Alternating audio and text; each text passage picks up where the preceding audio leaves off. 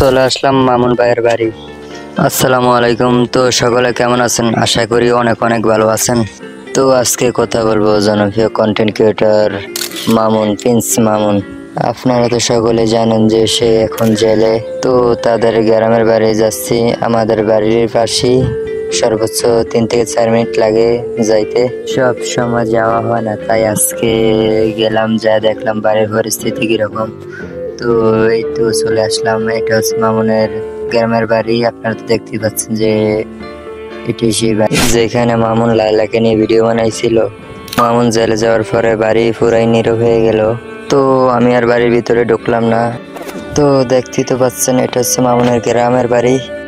আর এই বাইকটা হলো মামুনের বড় ভাইয়ের। তো বেশিক্ষণ থাকলাম না, চলে যাচ্ছি।